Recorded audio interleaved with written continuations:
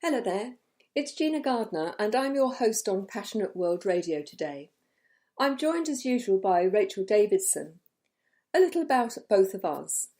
I, Gina Gardiner, am the author of Thriving Not Surviving, The 5 Secret Pathways to Happiness, Success and Fulfillment, and Rachel is the author of The Point of Me.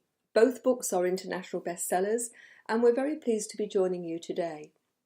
Our theme today is the challenge of saying sorry. It's a small word and yet it's an enormous word with huge power to actually make reparation or to wound. Yes. Because how you say it and when you say it makes all the difference. Yes.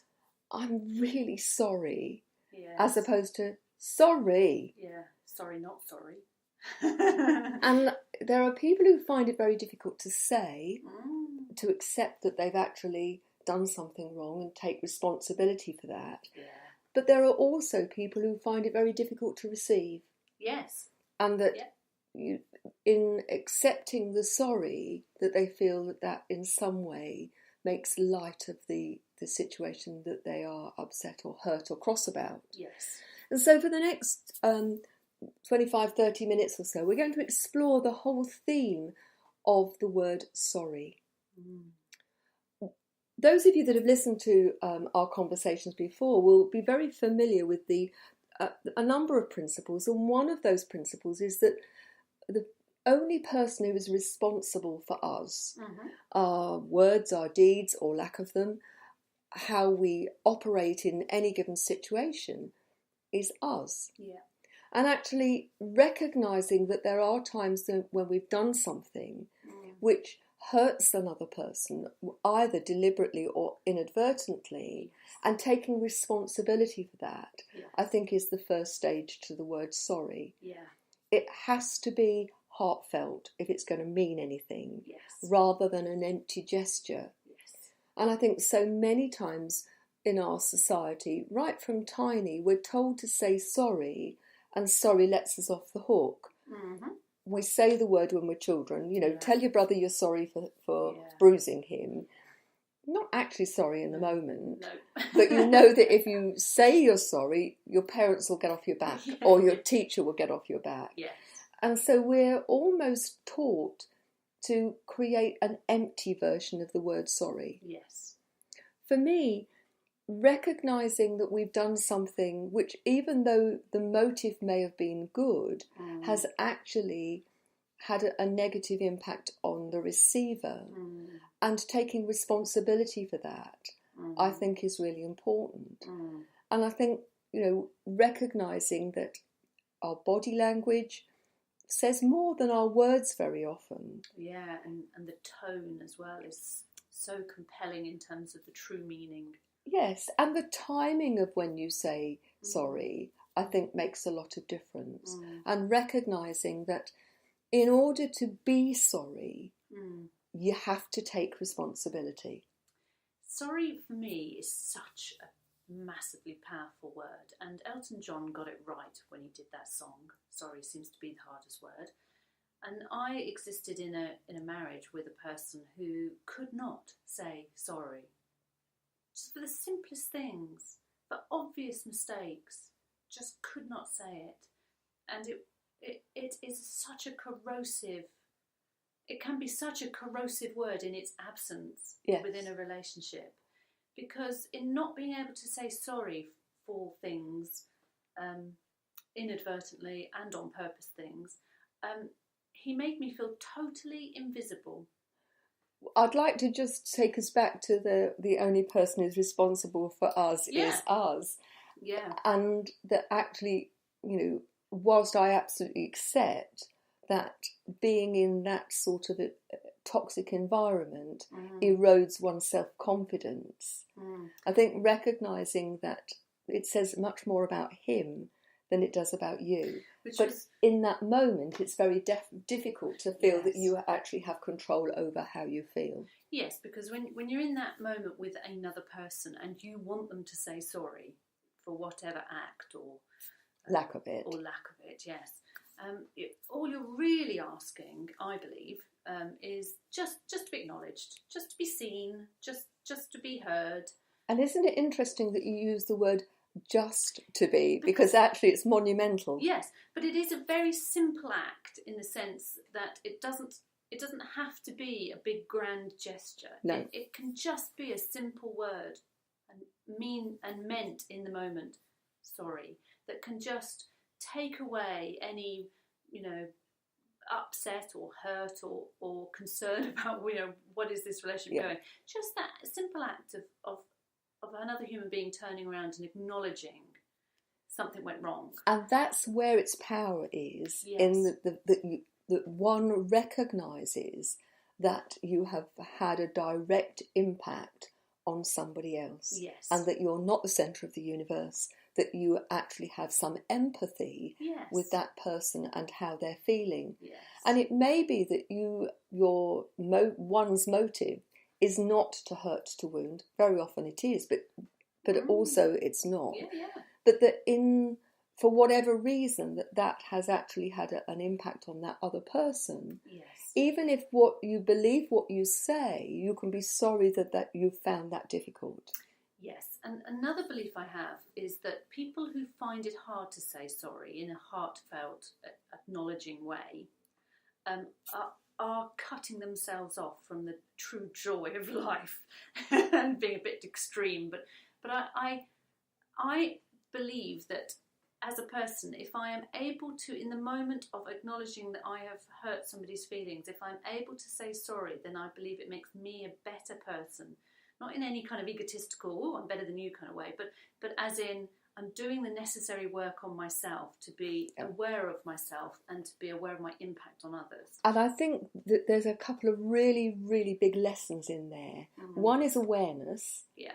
And I think so many people are oblivious to how their words or lack of them, or their actions or lack of them, land on other people. Yes. What you say isn't necessarily what people hear. No. What you intend isn't necessarily the outcome. Yes. And so being aware that there is the potential for your words or your actions to have a very different impact than the one you intend requires an enormous amount of self-awareness.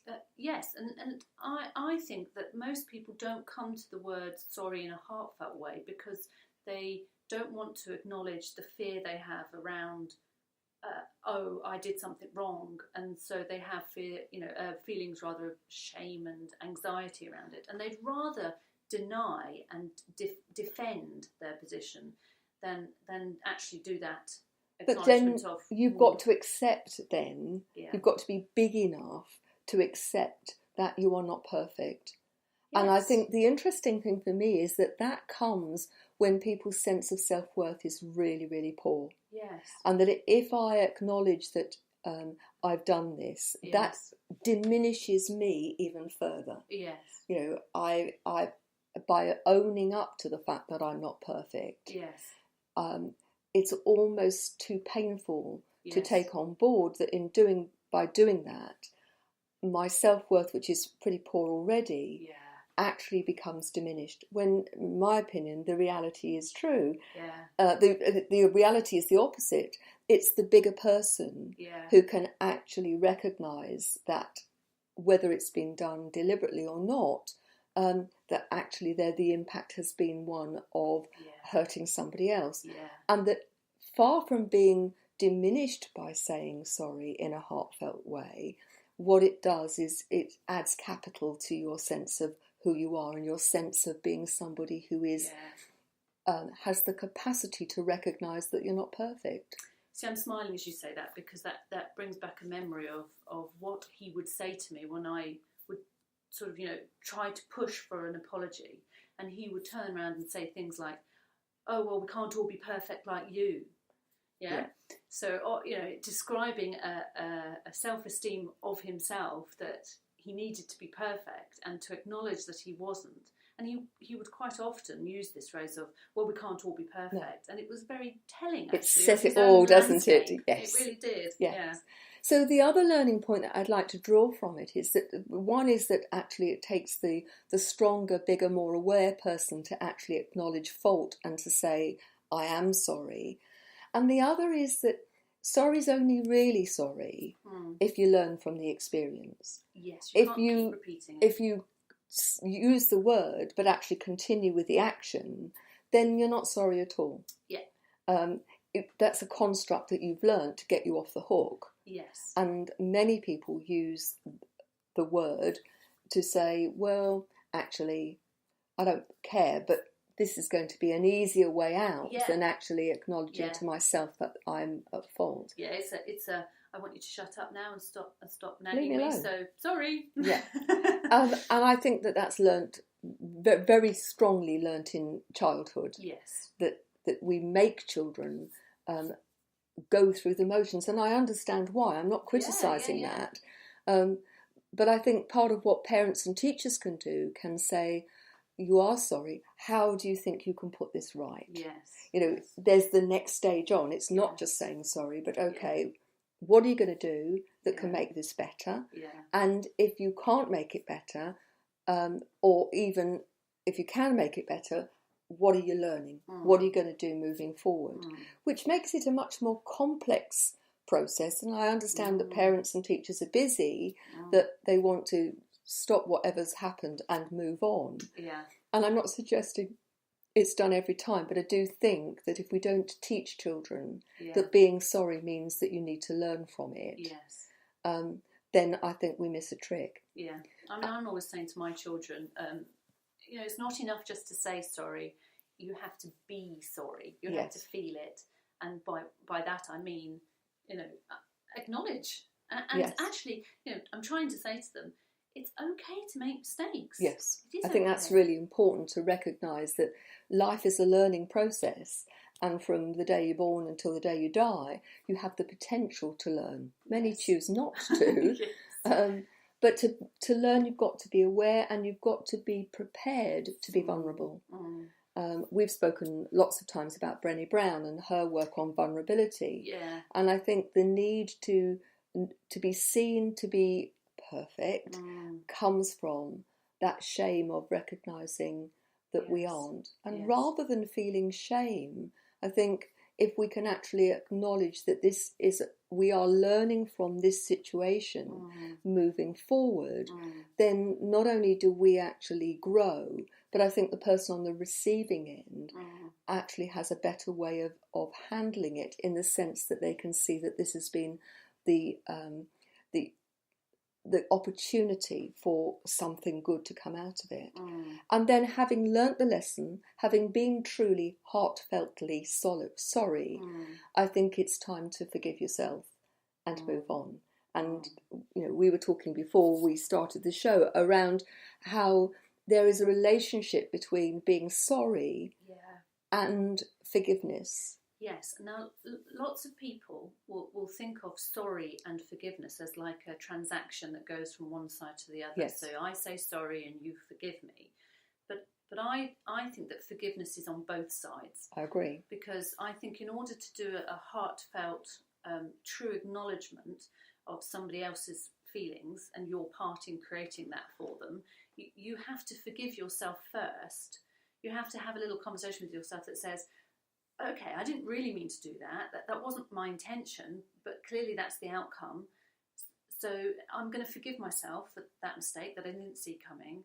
I'm going to let go of the shame or the defensiveness or the hang on a minute, I need to be right type of feelings. I'm just going to let go of that, forgive myself and say sorry. Yes. I wonder whether the forgiveness comes after you've said sorry and made reparation, is the word, sorry, I get my teeth in, rather than before, and whether that almost closing the circle and actually doing what you can to put things right first, and in that act of putting things as right as it's possible to do, then recognising that you've taken the learning, you've done what you can, actually holding on to it now doesn't only harm.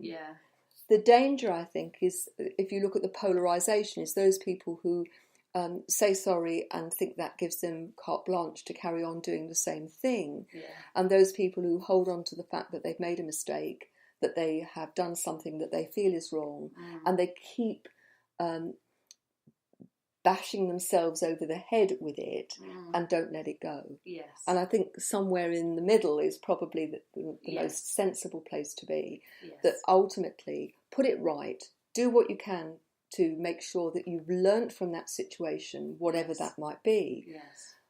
Make the reparation to the other person and then forgive yourself. There have been times in my life when I have done both, and I know which one has felt the more authentic and more sort of deeply sort of soulful, and therefore, you know, a better outcome, is when I have said sorry in order to, because I acknowledge that there's no other way out of this situation unless I say sorry, and so I do it, and then I forgive myself afterwards.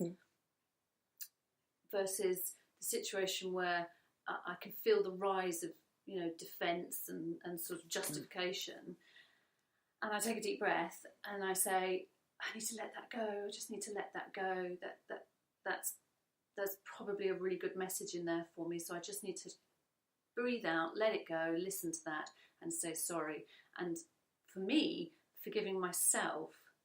And maybe that's because I just, you know, I'm very slightly uptight about control, and I don't like hurting other people's feelings, and it can feel very threatening to me to understand that I've done that, because generally speaking, I'm trying really hard to be nice and not to do it. So it can feel like a real criticism to me.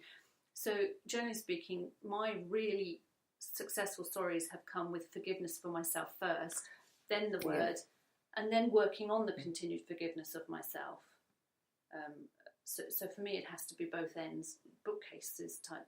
And I think for each person, they will find the right way. Yeah. The important thing is that you recognise that what you've done has had a negative impact on others. Yes. That you make reparation so far as that's possible. That you learn the lesson and you forgive yourself. Yeah. Which order you do it in, I think the awareness has to come first. But apart from that, then it's important that you do it. And I don't think it actually matters. No. In the grand scheme of things, what matters most is that those things are done. No, because emotions don't tend to be in a linear fashion anyway, No. do they? No, they don't. Back and forth, back and forth, back and forth. The other thing I would say is on the receiving end of somebody who's saying sorry, and I think that's just as important, is how you receive somebody saying they're sorry. Yes. And if you're hurting, it's very easy to bat that away and to not really look and take in energetically almost whether that person is truly sorry. Because in the moment of the hurt, what many people want to do is to hurt back. Yes. And then all you end up with is a bigger hurt. Yes. So in the same way that it takes a big person to say, I'm sorry, yes. it also takes somebody who's equally grown and aware to be able to say, I accept your apology and I forgive you. Yes. And remember, forgiving is not about condoning, it's not about forgetting, but it is about moving forward. And in doing so, you give yourself the freedom to move on. Yes. I mean, in the conversation before the show, Rachel was referring to something that she'd heard on the radio herself this morning. Yes. Do you want to explain about the prison metaphor? A lovely Irish priest whose name has immediately flown out of my head in the pressure of being on radio, but no, it's not coming back. But he appears on Radio 2 in the UK quite a lot, and he was talking about how forgiveness, as the true act of forgiveness, is about letting the person out of a prison and then discovering that that person was actually you. So you may start the process of forgiving thinking that you're letting the other person out of the prison, but in actual fact it's you. You're walking free, and the other person is not irrelevant, obviously, but it, you know, it is an act of that you are giving to yourself. And those of you that have listened to the show, one of the other shows around forgiveness, will recognise that this is a theme that I think is incredibly important. that actually forgiveness is about giving yourself the freedom, cutting the chains from the past and giving yourself the opportunity to move forward. Yes. Because even when the crime, if you like, is something incredibly challenging and awful, that by holding on to the hurt you stay stuck. Now, I don't want to make the theme of this really focus on forgiveness. I'd like to go back to the whole business of saying you're sorry, yes, being sorry, yes, and actually recognising how powerful that small word can be when it is used in a heartfelt way. Yes. That each of us in our lives are going to step on people's toes. Yep. We are going to do that. For the most part, we will do it and be completely oblivious to the fact that we've done it because we're so wrapped up in our own stuff. Yep. And occasionally when we are hurting, then people will go out of their way to make somebody else hurt in order to feel better. Yes. Yes. And actually that being prepared to recognise that and to be truly sorry in the moment and say that you are sorry, I think is very important. But also recognising that the other person you're speaking to may not be quite ready to accept your apology. And because they are hurting and they're not ready to accept your apology in that moment, does not mean that your apology is not of value. Sometimes you have to allow that person to get themselves together in order to be ready to accept the apology. And I guess you also have to be prepared to say it a number of times for them to hear it and believe it in that scenario. And some of that will be very dependent upon your track record. Yes. If you keep on finding yourself saying sorry for the same things, then I think it's time to really challenge yourself and think, you can't be that sorry if you keep doing it. Exactly. You've got into the pattern, the habit of saying sorry because you think it lets you off the hook. Yes.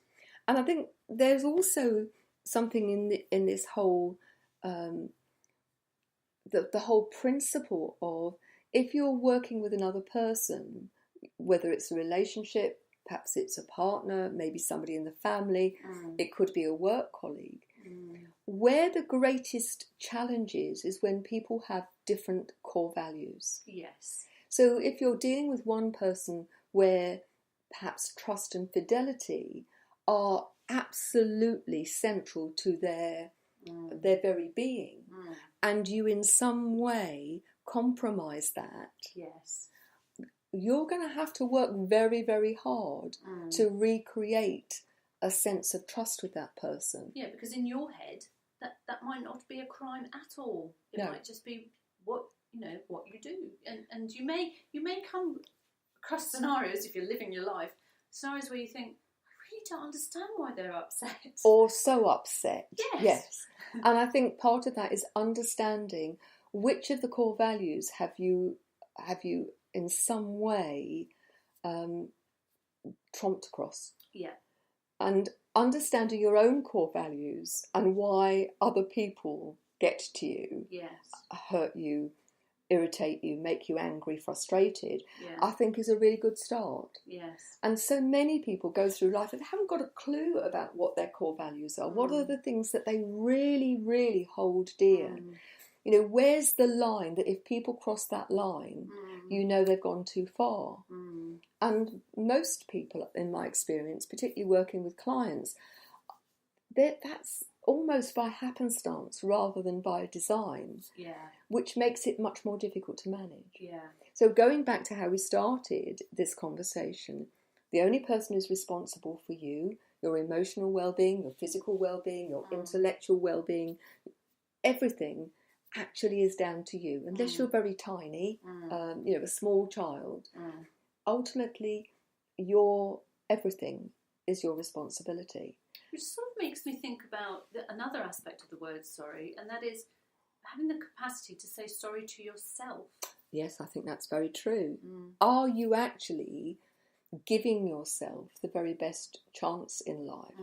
I was watching the breakfast TV this morning, and Jamie Oliver was talking about the work he's doing on diet and exercise, really working hard to help people find a way individually, and also working with the big food producers and government and so on, to help us find a way out of this huge escalation of obesity. And ultimately, yes, we can be helped by people outside, and the recipes for various things and advertising around junk food are all an important element.